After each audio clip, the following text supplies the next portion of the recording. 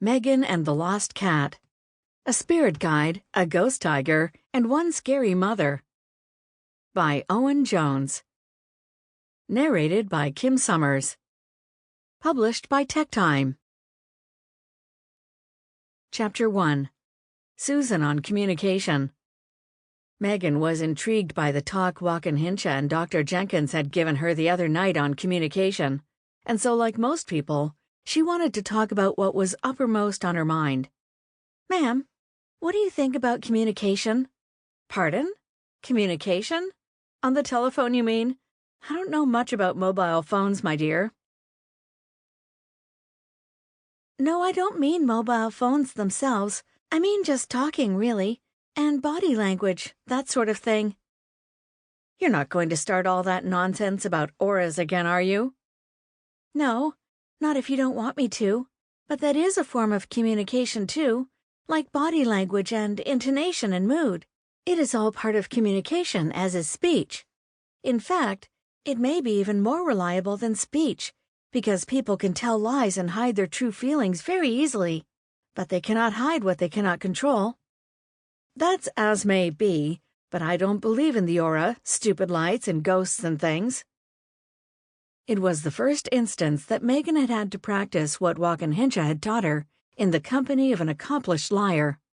Megan could see by her mother's aura that she was telling lies, but there was something else too. She was not lying to be malicious. She was lying to herself because she was afraid of admitting to herself that such things existed, despite the fact that she knew that they did, because she too had had first-hand experience of them, but it had been frightened out of her by her mother 30-odd years ago. Megan watched the colors swirl and change in her mother's aura as her emotions flickered from the grays of fear to the greens of understanding, all written over the yellow gold of love for her daughter.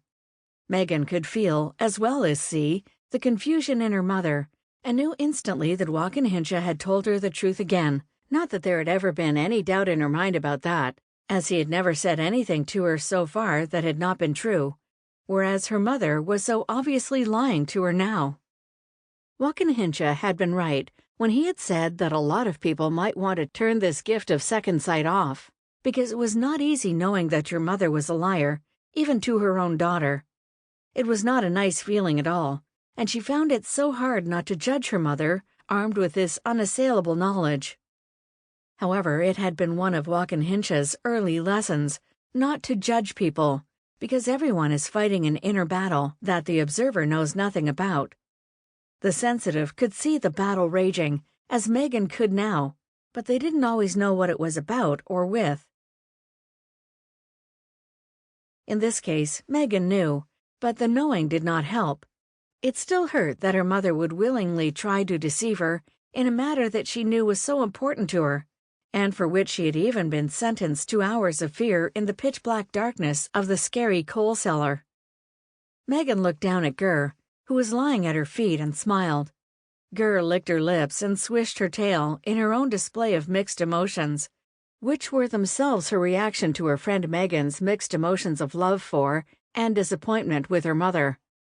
She knew that this would be a part of the pattern of their relationship for the rest of their lives, which was depressing.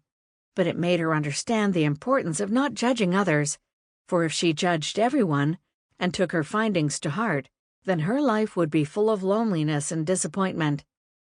Therefore, being non-judgmental was a means of self-protection, an armor, not a sign of weakness. Megan, are you listening to a word I'm saying? Wakey, wakey." "Sorry, ma'am, I was miles away. What were you saying again?" "I was saying that I don't believe in the aura, but I was going to say that I do think that body language is very important. I found Desmond Morris's book on the subject, The Naked Ape, fascinating. It explains how much information about what we are thinking we give away with our body language without even being aware of it.